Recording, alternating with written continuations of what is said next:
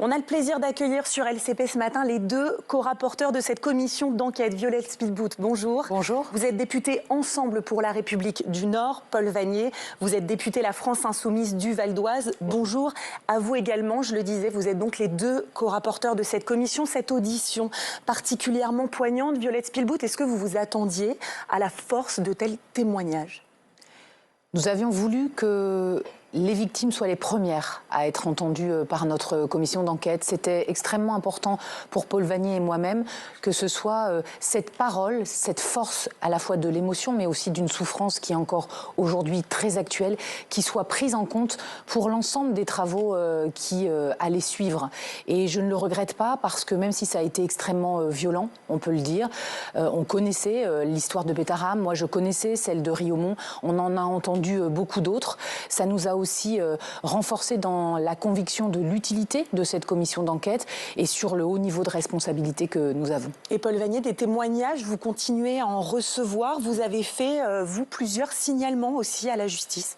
Je crois qu'à ce jour, nous avons adressé, Violette Spilbout, Fassia Kellawachi et moi-même, près de 45 signalements à des procureurs de la République partout en France.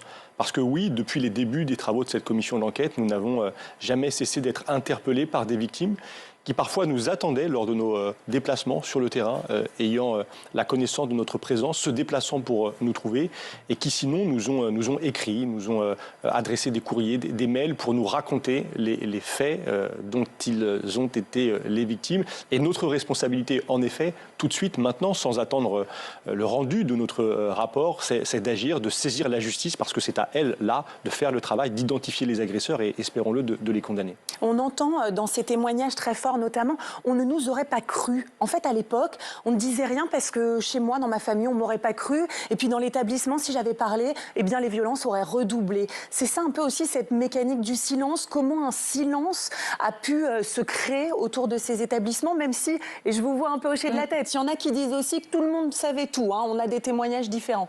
Je crois que le plus grave, c'est le silence institutionnel. C'est la chaîne des responsabilités qui ne s'est pas mise en route après des premières alertes, après des premiers signalements. Parce que lorsqu'on regarde les grands sujets systémiques comme Betaram, comme Riaumont, comme Ustarix, comme les lycées et collèges de la Bretagne qui ont été aussi très touchés, très souvent on retrouve à la fois dans les documents des lettres de parents, des plaintes classées sans suite, des alertes d'enseignants ou d'enseignantes qui ont été force contre leur direction pour dire il faut que cela cesse, et même des articles dans la presse locale. Ils sont très nombreux.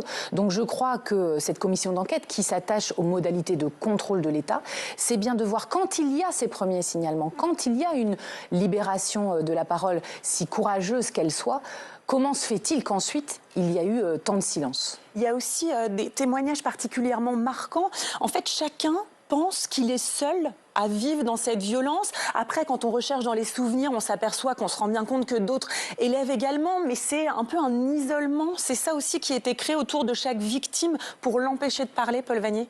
Oui, bien sûr, mais il y a aussi des moments qui, moi, m'ont marqué, de témoignages de fraternité, de solidarité de ces victimes, de ces enfants qui cherchaient à se protéger des agresseurs qui détruisaient leur vie. Et c'est aussi peut-être ça qu'il faut retenir, c'est qu'il y a des ressources dans la personne humaine pour faire face aussi à ce type de violence. Mais vous avez raison de dire que l'omerta est forte, que les victimes, c'est un des enseignements de cette commission d'enquête. Beaucoup déjà l'avaient constaté, les victimes ne parlent pas, ne peuvent pas parler, les enfants plus encore. Mais justement, Violette Spilbout a raison de revenir à l'objet de notre commission d'enquête. Elle porte sur les modalités de contrôle par l'État. Et donc ce qui nous intéresse tous, c'est la responsabilité des adultes et en particulier de ceux à qui la société confie la responsabilité de veiller à la sécurité des enfants. Autour d'eux, il faut des capteurs, il faut des procédures de signalement, il faut des systèmes d'alerte. Et parfois, oui, les alertes ont été sonnées, mais au niveau du dessus, parfois jusqu'au plus haut niveau de l'État, jusqu'à la tête du ministère de l'Éducation nationale. Ce sera l'enjeu de l'audition de cet après-midi. On y reviendra. Il n'y a pas eu la réaction à la hauteur des alertes qui étaient parfois passées. Encore un tout petit mot sur ce décryptage. On entend aussi parfois le mot de système. Tout un système, c'est-à-dire à la fois un système qui est généralisé dans un établissement avec des adultes qui savent, qui se couvrent, mais aussi un système peut-être au niveau du village, de la ville. tout le monde est plus ou moins au courant, tout le monde ferme un peu les yeux. Est-ce que les gens à l'époque n'avaient pas conscience de la gravité de ce qui se passait, ou de toute façon on préfère ne pas savoir? Violette Spielbout. Il me semble que dans les affaires qu'on a étudiées, il y avait d'abord le sujet des écoles privées dans lesquelles les prêtres étaient enseignants, et il y a le sujet finalement plus global des violences physiques et sexuelles dans l'Église, qui ont été l'objet de rapports extrêmement importants, de commissions de réparation de l'Église. Et c'est cela qui est dénoncé fortement comme un système d'adultes, en particulier des hommes, souvent très forts, très imposants, et qui lie finalement l'autorité et la discipline à l'humiliation, la souffrance et les violences. Ce qui est complètement inacceptable et qui, de cette façon-là, existe moins aujourd'hui, puisqu'il n'y a quasiment plus de prêtres enseignants, même s'il y a encore des violences systémiques dans des établissements, y compris publics, mais qui sont plus liées à un adulte qui a une perversion, qui abuse d'enfants et qui le fait de façon répétée pendant des années sans que autour ça bouge. Et puis le deuxième sujet, c'est le sujet effectivement des adultes et des responsables autour de cela, qui parfois, je ne parlerai pas d'entraide, mais qui parfois, pour des intérêts de préserver la réputation d'un établissement, c'est ce qu'on a beaucoup entendu, un intérêt aussi parce que les parents sont des notables dans la commune, la ville ou le village, finalement vont minimiser les plaintes et les alertes, voire même vont se dire c'était des enfants un peu turbulents, il fallait les faire filer droit. C'est une excuse qui n'est pas entendable pour aucune des victimes qui a souffert et qui souffre encore aujourd'hui. Mais c'est parce que c'est ce que beaucoup de victimes disent aussi, qu'en fait les parents, il y a la responsabilité peut-être des parents, on les mettait dans ces établissements-là pour qu'ils filent droit. Si t'es pas sage, t'iras à Bétarame, ou dans d'autres établissements. Est-ce que ces parents aujourd'hui, on voit des témoignages, des parents qui s'excusent, des parents qui disent qu'ils n'avaient pas conscience de la gravité des violences, mais effectivement, est-ce que les parents savaient, en envoyant les enfants dans ces établissements-là, qu'il y régnait un climat de violence physique? Paul Vannier. C'est difficile à dire entre une conception de la discipline qui peut être vue par certaines familles comme positive et qui peut conduire à faire le choix d'envoyer son enfant dans cet établissement, et la réalité des violences qui parfois confinent à des sévices, à des tortures. Je crois qu'il y a un écart très grand, et là, sans doute qu'aucun parent n'accepterait de mettre son enfant dans un établissement comme celui-là. La question des parents, bon, elle est bien sûr importante, mais encore une fois, nous, ce qu'on peut constater, beaucoup d'entre eux ont porté plainte, sont allés en justice. Leurs plaintes n'ont pas été instruites. Il n'y a pas eu d'enquête systématiquement ouverte. Il n'y a pas eu de jugement. Ou quand il y en a eu, ils ont été, au fond, condamnation à une peine d'amende avec sursis pour des coups qui ont coûté l'audition à un élève. Je pense à Marc Lacoste-Séris, cet enfant qui a perdu l'audition à Bétarame. Donc là encore, il faut... En tout cas, nous sortirons de la sphère familiale. C'est un sujet en soi. C'est un lieu de complexité. Mais vous, les responsabilités, vous les cherchez au niveau des chercheurs, mais nous, comme commission d'enquête, nous sommes en effet sur le contrôle de l'action de l'État. Et puis peut-être un mot sur la honte et sur la peur de l'enfant de culpabiliser ses parents. On a vu dans les témoignages des hommes qui aujourd'hui ont une soixantaine d'années et qui encore aujourd'hui ont réussi, certes, à témoigner auprès de nous, mais se disent « je n'aurais jamais pu en parler à mes parents parce que eux, ils voulaient mon bien ». Il y a bien sûr beaucoup de parents qui, sous la couverture de quelques sévices physiques qui seraient relativisés au nom de la discipline, n'ont pas su que ça allait beaucoup plus loin, parce que, vous savez, je crois que c'est important de le dire, il n'y a pas que les violences sexuelles, l'humiliation psychologique qui a été vécue par des victimes comme celle qu'on a entendue en audition là, elle est marquante pour toute une vie. Elle détruit d'une vie, elle crée de la dépression, de la dépendance. Et il n'y a pas que les violences sexuelles. Un système d'humiliation organisé devant ses camarades, c'est ce qui rend vulnérable pour toute une vie. Alors, vous avez auditionné des responsables de l'Église catholique et de l'enseignement catholique. Je vous propose d'écouter ces auditions. Permettez-moi tout d'abord, en préliminaire, de penser d'abord aux personnes victimes. Suite aux révélations de Bétarame, de nombreux témoignages affluent, relatant des faits particulièrement graves, de violences physiques allant jusqu'à certains sadismes même, de violences sexuelles allant jusqu'au viol.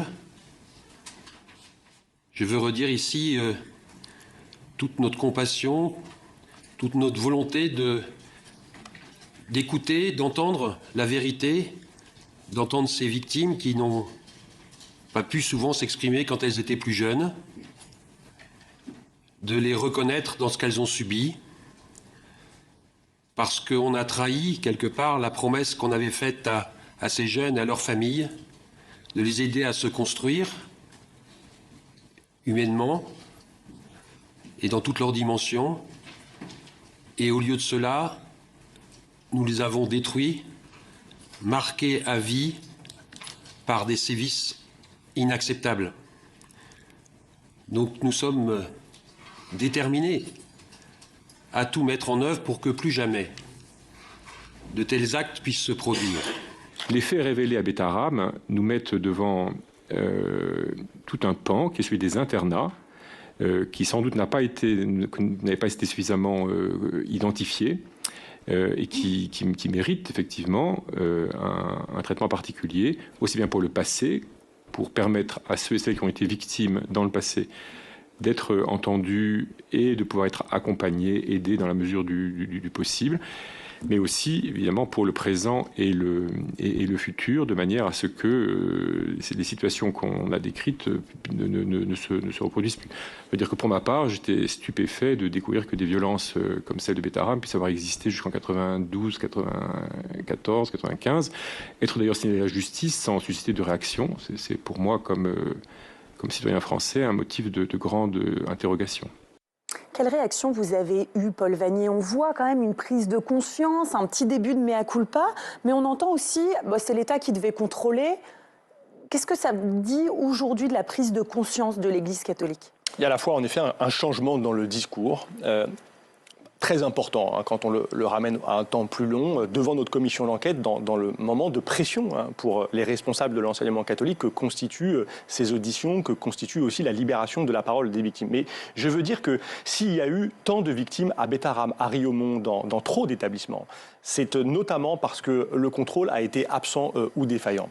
Et si le contrôle a été inexistant pendant des décennies dans les établissements privés sous contrat catholique en particulier, c'est parce que dans la coulisse, les personnes que nous venons d'entendre là ont agi pour empêcher les contrôles, pour s'opposer de toute leur force à ces contrôles. Nous avons révélé lors de l'audition du secrétaire général à l'enseignement catholique un courrier qu'il adressait en novembre 2024, donc très récemment encore, au ministère de l'Éducation nationale pour contester très vivement, très vigoureusement un guide du contrôle des établissements privés sous contrat qui était alors en cours d'élaboration. Il y avait trop de suspicions en fait contre les établissements. Il considérait que des pans entiers du contrôle, notamment ceux des internats, étaient illégitimes et ne devaient pas intervenir. Et je crois qu'il y a là une responsabilité très grave de l'enseignement catholique, mais aussi, je veux le dire, des ministres de l'Éducation nationale qui ont accepté ce dialogue dans la coulisse qui n'est prévu en principe par aucun texte, avec ce qui s'apparente, le secrétariat général à l'enseignement catholique, à une sorte de lobby. Et là, il y a donc des responsabilités à questionner, c'est ce que nous allons continuer à faire. Justement, Violette Spilbout, sur cette question, cette spécificité aussi de l'enseignement catholique, on le voit dans les déclarations des victimes, très peu de contrôle, puisqu'il y avait, comme dit Paul Vannier, une espèce d'entente entre les ministres de l'Éducation nationale et l'Église en disant on ne va pas trop chercher les problèmes, on ne va pas trop contrôler ces établissements. Oui, alors je partage l'analyse de Paul Vannier sur le passé et je dirais que depuis novembre 2024, cette fameuse lettre, et depuis le début de cette commission d'enquête au mois de février 2025, que de chemin parcouru avec l'enseignement catholique, avec la conférence des évêques de France, lorsqu'on voit le contenu des auditions, lorsqu'on entend les parents d'élèves, des appels, ces associations de parents d'élèves dans l'enseignement privé, lorsqu'on a les témoignages aujourd'hui qui nous arrivent sur ce qui est en train de changer, la force de la commission d'enquête, c'est que déjà avant même qu'un rapport ne soit rendu, il y a une mobilisation très forte, une mobilisation sur tous les territoires. Je pense que les directeurs diocésains prennent contact avec les DAZEN avec qui ils ont des relations pédagogiques habituellement sur ce sujet des violences. Il y a le 2 mai dernier, il y a quelques semaines, une annonce d'une campagne Stop Violence faite par le nouveau secrétaire général à l'enseignement catholique. Donc moi, je vois vers l'avenir et je me dis que ça bouge énormément. À Lille, je rencontrerai le directeur diocésain qui m'a demandé rendez-vous. On sent que cette honte sur les faits passés la pression fait beaucoup bouger aujourd'hui et pour demain. Alors, on s'est interrogé sur ce qui s'est passé. On va se demander aussi, dans le futur, comment éviter de nouvelles affaires. Je vous propose de retrouver Didier Vincent, qui a été élève au Collège Saint-Pierre à Relecq-Kerhuon, dans le Finistère. On a entendu votre témoignage parmi les collectifs de victimes. Didier Vincent, aujourd'hui, qu'est-ce que vous attendez comme solution de cette commission d'enquête? La question vous est parfois posée, quel contrôle aurait-il fallu mettre en place? Qu'est-ce que vous attendez des pouvoirs publics? Écoutez, bonjour. Déjà, je voudrais commencer par remercier Mme Spielbaum, M. Vanier et Mme Kalouachi du travail de fond salutaire qu'ils ont mis en place depuis des semaines, des mois même maintenant. Moi, c'était quasiment ma première réunion pour cette cause, l'audition du 20 mars. Je connaissais pas trop le dossier. Maintenant, je le connais un peu mieux. Voilà, moi, j'ai pas pour l'audition d'aujourd'hui, j'ai pas véritablement de demande particulière. On verra ce qui va se passer. Voilà, j'ai mon opinion sur la question et sur la réalité ou non des déclarations de Monsieur Bayrou quant à son ignorance de ce qui se passait à Bétarame. Mais au-delà de ça, et je voudrais pas que ça devienne, justement, que cette cause devienne quelque chose devienne l'affaire Bayrou. Donc, moi, ce qu'on veut surtout, c'est que les pouvoirs publics, qui, à mon avis, alors effectivement, c'est ce que j'avais dit à l'Assemblée, il y a vraiment une espèce de dans le sous-texte quelque chose qui dit voilà, chacun chez soi et les moutons seront bien gardés et pour vivre heureux vivons cachés. C'est ce que depuis les manifestations de la loi Savary, je crois, l'État a fait par rapport à l'Église et à l'enseignement catholique en particulier. Donc ça, il faudrait vraiment que l'État reprenne le manche des contrôles quoi qu'en dise Monsieur Delorme, qui ne voulait pas qu'il y avait de grosses réticences au contrôle de la vie scolaire. Il faut qu'on la contrôle, la vie scolaire. Il faut qu'on la contrôle régulièrement et inopinément. D'autant que moi, qui suis allé maintenant, qui connais un peu mieux les arcanes de l'Église, c'est organisé en plusieurs îlots. Voilà. Et il faut savoir que la conférence des évêques de France, qui est pleine de bonne volonté, moi j'ai été à leur conférence de victimes, l'enseignement catholique n'étaient pas représentés, ils ne les avaient pas invités. Voilà. Il y a eu depuis que ça a été mis en place, il y a eu 4 réunions de la conférence des évêques de France sur cette problématique des violences. Et les 4, dans ces 4 réunions, l'enseignement catholique n'était pas représenté. Comment peut-on régler un problème systémique avec le principal coupable, présumé? Enfin, je veux dire, 80% des violences répertoriées viennent de l'enseignement catholique. Le reste étant des associations, les scouts, ce qu'on veut, mais l'enseignement catholique est quand même l'organisation majeure. Donc pas de séparation de l'Église et de l'État dans ces cas-là. Il faut vraiment que l'État aille chercher dans tous les établissements scolaires, catholiques ou non, ce qu'il s'y passe et des contrôles. Exactement. Et puis, voilà, alors, chacun a tendance à lutter un petit peu pour sa paroisse. Nous, la nôtre, c'est des violences physiques et psychologiques. Et rien n'est mis en place pour ça. Et même le nom médiatique de cette nouvelle vague qui s'appelle le MeToo de l'enseignement catholique. Non. Enfin, je veux dire, le MeToo, c'est pas assez inclusif. Parce que MeToo, ça a quand même derrière, voilà, c'est Weinstein, c'est Depardieu, c'est tout ce qui sort sur ces violences sexuelles et abus sexuels qui sont horribles. Mais la plupart, et même à Bétarame, la plupart des violences sont physiques. Des humiliations aussi. C'est de la torture. Monsieur Vanier, Madame Spielbaum, vous avez dans votre boîte email, je vous l'ai envoyé il y a quelque temps, mais je me doute que vous êtes submergé, une étude que j'ai faite, parce qu'on n'a pas de statistiques, nous, sur les conséquences des violences répétées sur de jeunes enfants. Moi, je les ai. J'ai fait un questionnaire, j'ai des statistiques, je vous les ai envoyées. Vous avez de bons graphiques sur l'isolement social, l'évitement social, les conduites à risque, tout ce qui fait des parcours ratés, des parcours de vie ratés ou compliqués. Et des gens qui, malgré des réussites sociales, s'en veulent, ne se font pas confiance, n'ont pas confiance en eux, n'ont pas confiance aux autres. Voilà, tout ça, c'est Je voudrais aussi, les violences physiques, c'est 6 ans de prescription. Interpeller sur les conséquences aussi. de Voilà, toutes ces il violences. faudrait vraiment aussi travailler sur la prescription, parce que pour tomber dans la barbarie qui est prescrite à 30 ans, il faut vraiment y aller. Nous, je pense qu'il y a des CERFA qui relèveraient de la barbarie chez nous. Il y en a beaucoup. Mais voilà, donc il faut continuer ce travail. Mais Merci beaucoup. voilà. Merci beaucoup Didier Vincent, merci pour cette interpellation. On a bien vu que vous attendiez des solutions, des contrôles, une réflexion sur la prescription aussi, ça c'est envisageable, Violette Spilbout? Ce sont bien sûr des réflexions que nous avons. Nous discutons des propositions qui sortiront de ce rapport de commission d'enquête. Et puis peut-être dire à Monsieur Vincent que nous l'avons entendu et nous avons lu son étude quand je parlais des humiliations, des violences physiques, de la torture qu'on a vu dans plusieurs établissements, c'est que nous n'oublions pas ces victimes.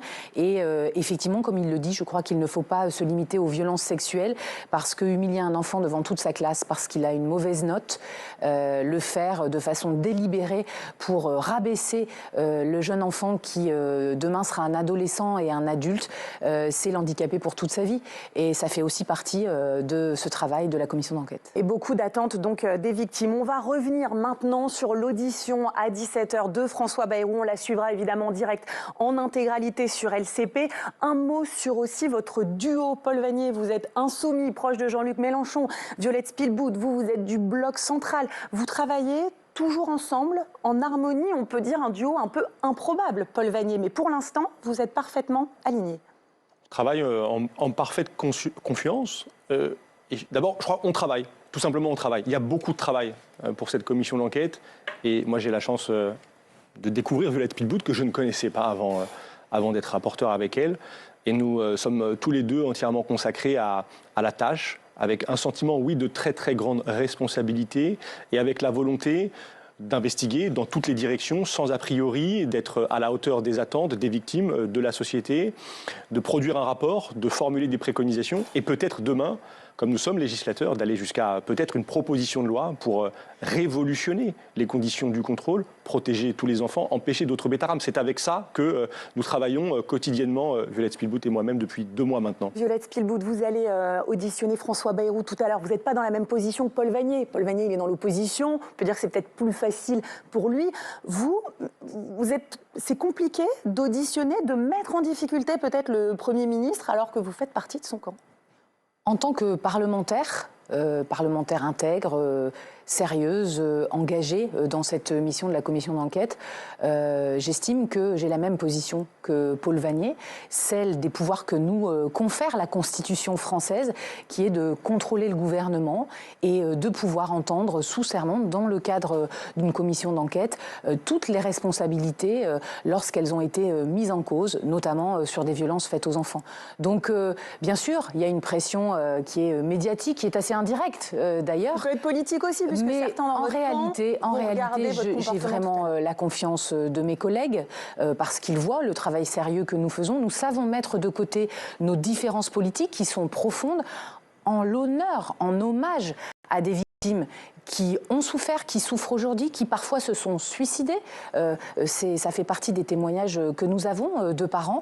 Et en l'honneur de cette souffrance qui est si massive dans ce qui est arrivé, eh bien, je crois que mettre ces différences de côté et garder toute l'intégrité dans les questionnements qui seront posés aux différents ministres. Il y a François Bayrou, mais demain, il y a Pape Ndiaye, Jean-Michel Blanquer, Nicole Belloubet. Nous continuons ce travail comme nous l'avons commencé depuis février. Et on le rappelle, Paul Vannier, c'est vous qui, dans l'hémicycle de l'Assemblée nationale, lors de la séance de questions au gouvernement en février dernier, avait interpellé le Premier ministre suite aux révélations de Mediapart. On écoute cet échange dans l'hémicycle. Les accusateurs disent qu'ils ne pouvaient pas ignorer. Alors j'affirme que je n'ai jamais été informé de quoi que ce soit de violence ou de violence a fortiori sexuelle. Jamais. Et j'ai 2 preuves pour cela. La première de ces preuves, c'est que lorsque la première plainte est déposée, j'ai quitté déjà le ministère de l'Éducation nationale depuis des mois, puisque c'est en décembre 97 et 98 et que j'ai quitté le ministère en mai 97. Et donc de ce point de vue-là, c'est une preuve. Et puis il y a une autre preuve. peut-être autour de laquelle nous pourrions nous faire crédit. Est-ce que vous croyez que nous aurions scolarisé nos enfants dans des établissements dont il aurait été soupçonné ou affirmé qu'il se passe des choses de cet ordre?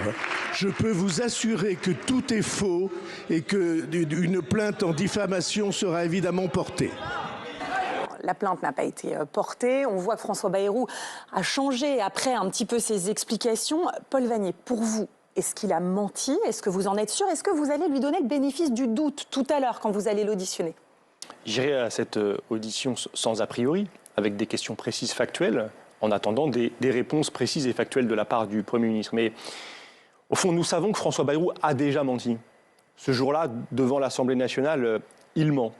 Tout à l'heure, François Bayrou aura la possibilité de sortir de ce registre du mensonge, de la dénégation, de la contradiction, pour assumer l'épreuve de vérité, qui sera républicaine, qui sera démocratique. Il aura une totale liberté de parole, François Bayrou. Mais nous serons, nous, exigeants, parce que l'enjeu pour nous, au-delà de la valeur de la parole du Premier ministre, qui sera scrutée, qui sera examinée à l'occasion de cet échange, c'est d'identifier des défaillances dans les mécanismes de contrôle par l'État. Et dans ces années 90, si importantes concernant l'établissement Betaram, si François Bayrou, qui était ministre de l'Éducation nationale, président du Conseil général, avait agi, eh bien des dizaines et des dizaines de vies, des centaines de vies d'enfants auraient pu être protégées. C'est ça la très grande question, la grave question que nous lui poserons, encore une fois sur la base de faits, sur la base des auditions sous serment qui se sont déjà passées, et puis sur la base des documents que nous avons saisis à l'occasion de nos contrôles sur place et sur pièce. Violet Spielbout, est-ce que vous pensez qu'il a menti ou est-ce que vous pensez qu'il y a eu des maladresses peut-être? Parce qu'on voit qu'après, il a pu préciser aussi au niveau de la chronologie, au niveau des violences desquelles on parlait, physiques ou sexuelles. Est-ce que pour vous, le Premier ministre a menti? Il y a effectivement dans les réponses de François Bayrou à différents moments à l'Assemblée nationale, lorsqu'il a rencontré les victimes il y a quelques semaines, des variations dans ses explications. On peut peut-être l'expliquer par le contexte qui à chaque fois est extrêmement difficile, émotionnel. Moi, je ne tire pas de conclusion a priori. Cette audition, elle est importante, elle est sous serment. Je remarque que le Premier ministre ne se dérobe pas et qu'il souhaite apporter des éléments de preuve. Ça sera certainement donc une audition avec des questions de notre part très précises et des réponses et des documents que le Premier ministre actuel souhaitera nous apporter. Moi, je considère qu'il faut prendre un peu de recul. C'est la raison pour laquelle nous avons décidé aussi avec Paul Vannier, en sortant de cette audition, de prendre le temps de travailler à deux pour l'analyser, pour en tirer les premiers enseignements et de ne pas se précipiter. Après, je crois que c'est important pour les Français. Moi, je reçois beaucoup de messages ce matin que nous gardions à l'esprit finalement la façon dont nous travaillons depuis le début de la commission d'enquête avec tous, c'est-à-dire rigueur, intégrité, questionnement très précis. Et alors justement, Paul Vannier, parce que vous savez que chez les proches de François Bayrou, on dit que vous êtes en croisade contre lui, que finalement les victimes, c'est pas ça qui vous intéresse, ce que vous voulez juste, c'est faire tomber le Premier ministre. Est-ce qu'il y a aussi un combat peut-être politique qu'on va voir tout à l'heure lors de l'audition de François Bayrou? Vous l'avez dit, je suis un député d'opposition. J'ai déjà appelé François Bayrou à démissionner lors des questions au gouvernement, constatant ces mensonges. Mais là, le rôle qui est le mien aujourd'hui, c'est celui de rapporteur d'une commission d'enquête parlementaire. Moi, je travaille pour mettre à disposition de mes collègues, membres de la commission d'enquête, de l'ensemble des députés, des éléments. Et ensuite, ces éléments, n'en doutons pas, seront analysés, traités par les groupes politiques, par l'ensemble des parlementaires qui choisiront ou non de prendre une série d'initiatives qui leur paraîtront nécessaires après l'audition de François Bayrou. Mais ce que je veux le dire avec colère. Ceux qui s'adonnent à ces attaques très politiciennes, qui portent au fond, qui visent à remettre en cause le principe même parfois de notre commission d'enquête. Moi, je trouve dramatique que ces attaques entretiennent la silenciation de la parole des victimes. Que ces attaques, elles témoignent au fond que l'omerta règne toujours, que certains veulent la faire vivre. Et j'assume, oui, parfaitement, de combattre cette tentative de mettre de côté le fond du sujet, parce que si aujourd'hui la tension est si grande autour de l'audition de François Bayrou, c'est à cause de François Bayrou. C'est parce que le Premier ministre, jusqu'ici, n'a pas répondu de façon satisfaisante aux députés, aux victimes, aux journalistes qui l'interrogeaient et qu'il a créé cette très grande attente parce qu'un doute très profond existe autour de sa parole aujourd'hui. Sur ce doute, Violette Spilbout, qu'est-ce que vous souhaitez lever? Puisqu'après, François Bayrou l'a redit, en 96, il avait été au courant donc, de la gifle qui avait conduit un élève donc, à perdre 40% de son audition, mais il a demandé une inspection. En 98, on a ces déclarations avec le juge. Quelles questions précises? Vous, sur quel point vous souhaitez des éclaircissements de la part du Premier ministre? On le sait, l'affaire est compliquée, il y a plein d'interlocuteurs, mais qu'est-ce que vous allez lui demander très concrètement? Écoutez, on a préparé avec Paul Vanier, avec aussi les administrateurs qui nous accompagnent. C'est toute une équipe de cette commission d'enquête, avec Fatia Kalouachi, la présidente de la commission, des questions qui sont organisées sur, bien sûr, l'inspection qui a eu lieu à Betaram, sur l'ensemble des réactions à la fois de François Bayrou, mais aussi de l'ensemble des ministres et des responsables politiques au moment de l'incarcération du père Caricart, ce violeur qui a été ensuite reconnu comme un violeur en série. Après les plaintes voilà, qui se sont succédées. Et puis sur les actions aussi actuelles de François Bayrou comme Premier ministre, parce que nous avons d'autres cas en France. Nous avons Riaumont dans ma région des Hauts-de-France, le village d'enfants, où il y a eu des tortures multiples et systémiques pendant des années. Mais nous avons aussi des défaillances du contrôle de l'État sur des établissements comme Stanislas à Paris, où il y a eu des discriminations. Averroès, agrandir la chronologie, c'est pas que Betaram. C'est pas je veux, c'est nous avons décidé ensemble d'interroger un responsable politique sur ce qui est l'objet de notre commission d'enquête, les modalités du contrôle de l'État. C'est ça qui guide mon action pour faire en sorte de faire des propositions pour que ça n'arrive plus et pour que l'on n'ait plus de Betaram demain dans d'autres établissements scolaires, qu'ils soient privés, sous contrat, hors contrat, ou qu'ils soient même publics, comme nous l'avons vu au lycée Bayen à Châlons-en-Champagne. Paul Vanier, pour revenir plus spécifiquement sur François Bayrou et Betaram, Alain Esquer, qui est le président du collectif des victimes, dit en fait, il peut ne pas savoir. C'est vrai qu'en fait, à l'époque, on a le sentiment que tout le monde savait sans vraiment savoir. Lui dit qu'il pense qu'effectivement, sur les violences sexuelles notamment, il est possible que François Bayrou n'ait pas su à l'époque où il était ministre de l'Éducation. Est-ce que vous le croyez aussi quand c'est les collectifs de victimes qui le disent, qui écrivent un livre en disant « On vient de se rendre compte aujourd'hui qu'on n'était pas seul, on vient de se rendre compte de l'énormité de ce qui se passait à Betaram ». Est-ce que vous pensez possible que François Bayrou lui-même n'ait pas été au courant de l'ampleur de ce qui s'y passait ? Je le redis, je vais à cette audition sans a priori avec une chronologie à l'esprit. Et cette chronologie, elle nous permettra de reconstituer en effet des informations qui peut-être à telle date ont été transmises au Premier ministre sur des faits de violence physique, sur des faits de violence sexuelle. Je crois que François Bayrou a été informé des violences sexuelles à Betaram à partir de 1998, mais nous le vérifierons. Je veux dire en réaction à ce que disait M. Vincent tout à l'heure. La question de la distinction entre violence physique et sexuelle, bien sûr, il faut la faire, il faut démêler les choses, mais il y a un continuum dans les violences. Et c'est d'ailleurs une des choses que je retiens du témoignage d'Hélène Perlan, la fille du Premier ministre, qui dit, je crois... Qui a révélé dans un livre avoir été elle-même agressée lors d'un camp d'été. Physiquement. Et elle dit, les violences physiques, elles sont là pour cacher les violences sexuelles. Les violences physiques, tout le monde les voit. Elles provoquent un effet de sidération sur les enfants qui, donc, ensuite se taisent. Et elles sont justement là, elles sont visibles pour que les violences sexuelles puissent intervenir dans l'obscurité, dans la coulisse, de façon cachée. Je le dis parce que c'est très important de ne pas considérer qu'au fond, il y aurait des violences acceptables. Il y a un continuum souvent. Les violences physiques, ah oui, à l'époque, une gifle, bien sûr, ça se pratiquait. Non. Dans les années 90, c'est puni par la loi de gifler un enfant, fort heureusement. C'est évidemment puni par la loi de violer un enfant, fort heureusement. Donc moi, je ne veux pas, je dis attention à ce type de raisonnement qui consisterait à dire, après tout, sur les violences physiques, nous pourrions avoir une forme d'indulgence, absolument pas, comme si le seul sujet était celui des violences sexuelles, mais là aussi, des questions seront posées à François Bayrou. François Bayrou, elle est cruciale, cette audition, pour lui. Si vous avez la preuve qu'il a menti, ou quelle conclusion vous en tireriez, Violette Spilbout ? Ce sera des conclusions qui seront à tirer de façon collective au niveau de la commission d'enquête, qui est composée d'une trentaine de députés de notre commission des affaires culturelles, avec une présidente de commission qui a des pouvoirs qu'elle peut faire agir. Et puis, il y aura ce que chacun des groupes politiques fera comme discussion autour de ces enseignements. On a une présidente de l'Assemblée nationale qui rappelle régulièrement les pouvoirs de l'Assemblée nationale, qui rappelle aussi que, bien sûr, mentir devant la représentation nationale, c'est un délit pénal. En revanche, je crois qu'il faut être très attentif. On n'est pas là pour faire le procès d'un homme, on n'est pas là pour se substituer à la justice, pour rechercher des agresseurs. On est là pour dénoncer des violences systémiques et y trouver les barrières qui feront qu'elles ne se reproduiront plus. Et puis adresser peut-être aussi un message aux enseignants, à l'ensemble du monde éducatif, aux parents d'élèves, qu'ils sont là aujourd'hui dans une communauté qui est là pour accompagner des enfants à grandir, à se développer en toute sécurité.